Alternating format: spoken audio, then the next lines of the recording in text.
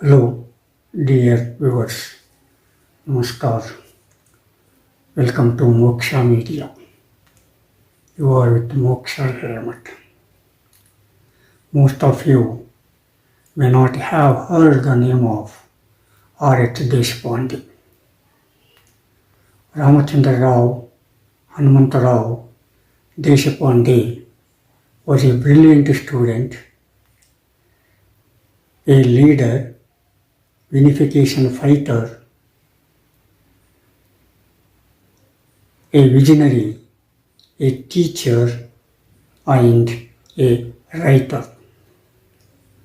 Ramachandra Rao Hanumantarao Deshpande was born on 20th March 1861 in Narendra, a village nearby Dharwad.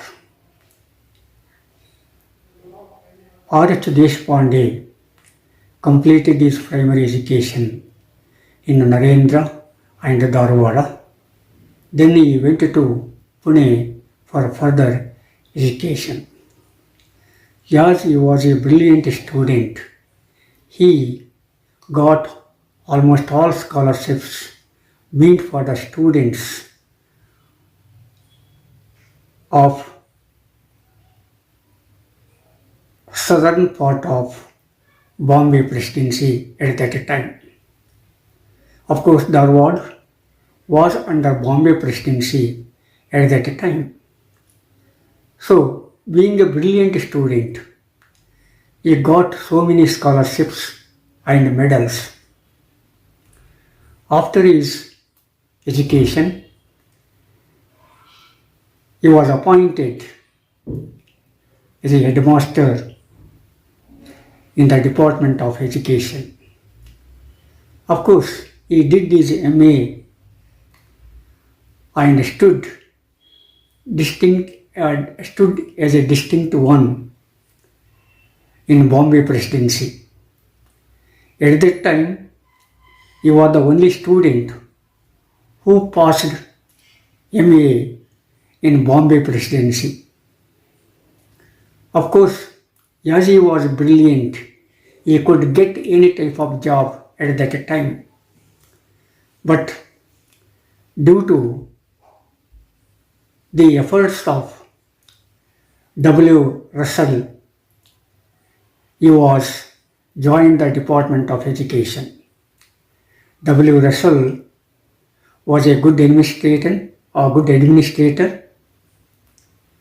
He was an inspector of schools.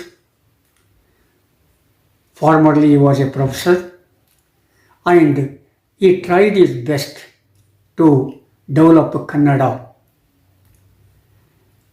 He did all the things possible for the growth of Kannada language, literature, culture, and etc.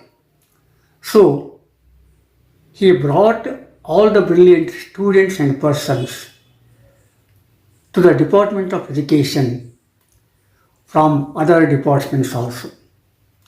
And he forced or he convinced H Deshapaande to join the Department of Education. So on his convince, H Deshapaande joined the Department of Education.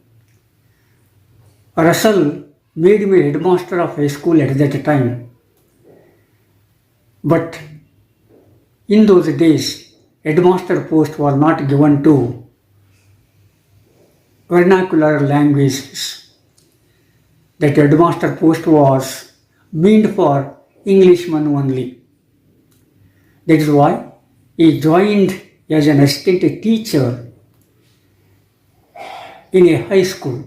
But later onwards, he became inspector of schools, a principal of a training college, and then a translator. So, as a teacher, he initiated so many things, and he made the students to join the school and he taught them in every way, and he made his students a men of future society. H Deshapaande worked very hard. In addition to that, he was a good administration, he was a good translator. That's why the British officers used his good translation in the administration. So they appointed him as a translator, and Deshapaande did a good work as a translator. He was a visionary. He stood for the Kannada cause, culture, language and literature. So he planned and projected so many things for the development of Kannada and culture. He reported to his higher authorities to start many primary schools in Bombay province at that time, because there was a dominancy of Marathi schools in those days. Usually, Marathis did not give scope to Kannada schools. The situation was different. After the disappearance of Vijayanagara Empire, Kannada language had lost its shining.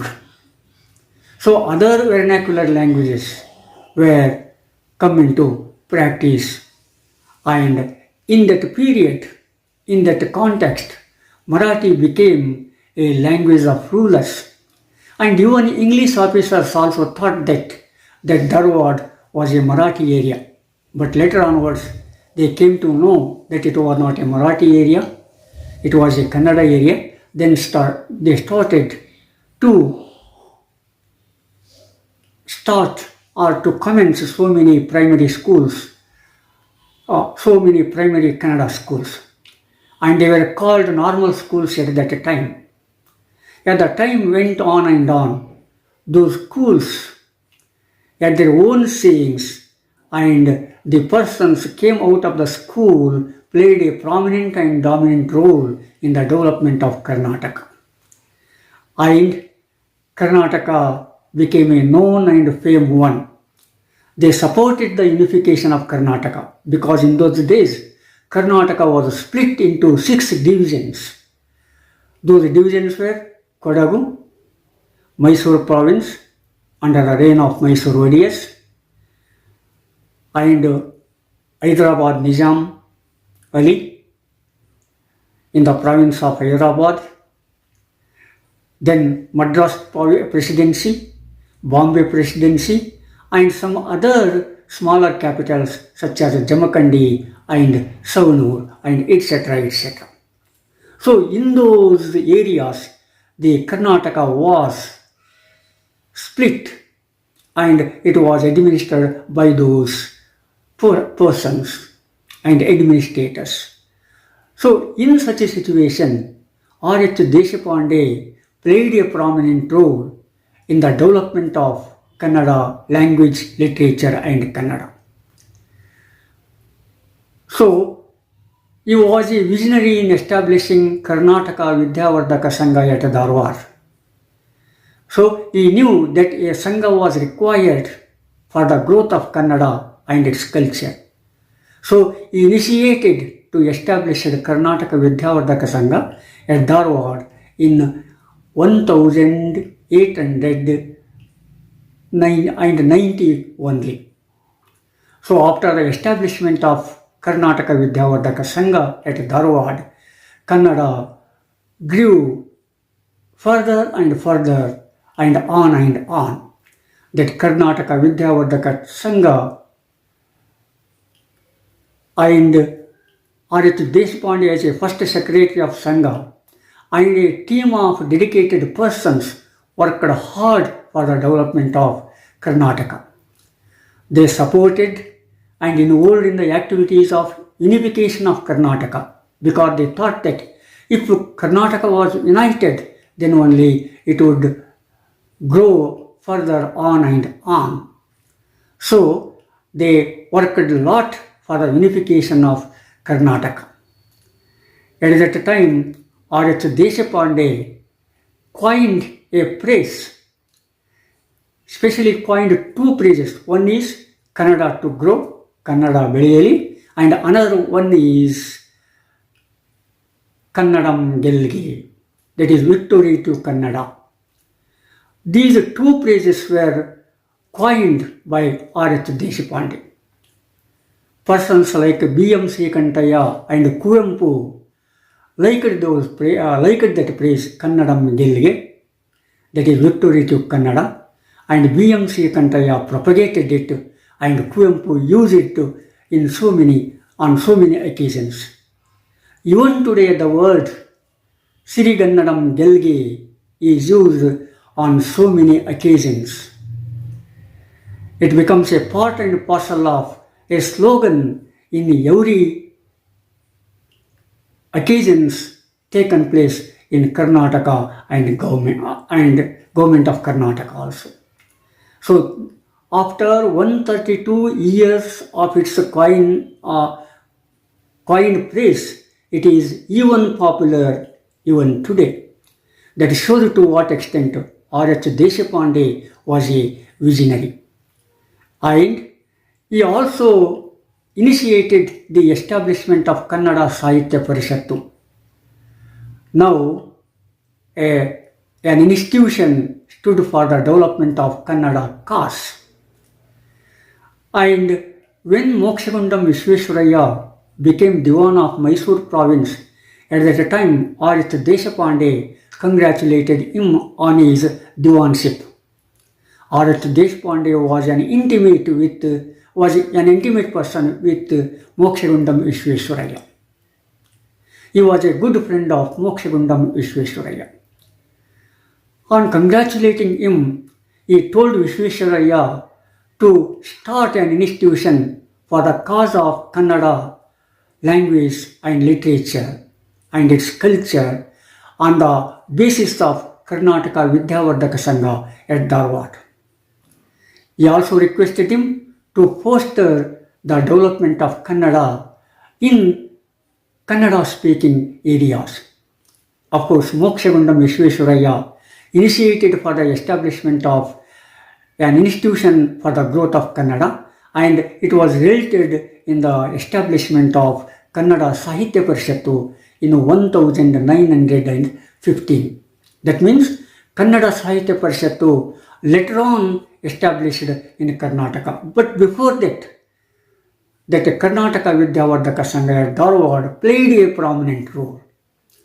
Of course, H Deshapaande drafted a constitution of Kannada Sahitya Parishattu also. But the persons in Bombay Presidency were jealous of his developments, were jealous of his personalities. Especially his own caste people were against his development. H Deshapaande was a Kannada Brahmin. He was a good at his art. He was very friendly.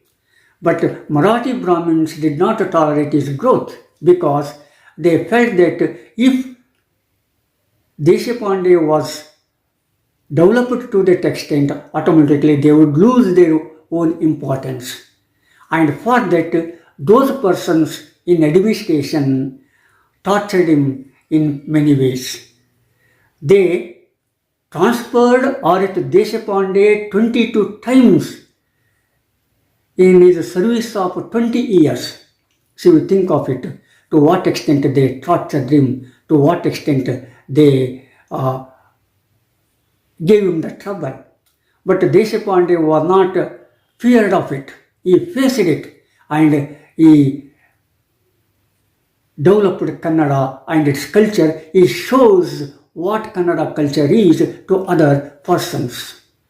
But anyhow, later onwards, they came to know the importance of H Deshapaande and they honored him like anything. Of course, it is a common thing in India, First we try to damage a personality, and after that damage, when that person faces that damages, and when it goes further and further, when gets success automatically. The same persons who try to destruct his personality push him on and on. That is the nature of human beings. Of course, people here are not an exception to this. So like this, H Deshapaande worked very hard in the establishment, in the growth, in the development, in the advancement of Karnataka Vidyavardhaka Sangha at Dharwad and Karnataka Kannada Sahitya Parishattu at Bengaluru or at Karnataka level. So not only that, being a teacher and being a translator, he also wrote so many textbooks. He also so many things. And as a writer, he wrote 30 books, I think. So 30 books are credited to his account. And some of them are textbook, but some of them are very prominent. And ಭಾರತದ ಧರ್ಮದರ್ಶಿಗಳು ಮತ್ತು ಭಾರತದ ಧರ್ಮ ಸುಧಾರಕರು and ಚೈತನ್ಯ ಚರಿತ್ರೆ and Shivaji, Mughal Badshah are some of the works. But the most prestigious work of H Deshapaande is Karnataka Samarajya in 3 volumes. That is Karnataka Empire. In that work, H Deshapaande revealed what was Karnataka once upon a time and what is now.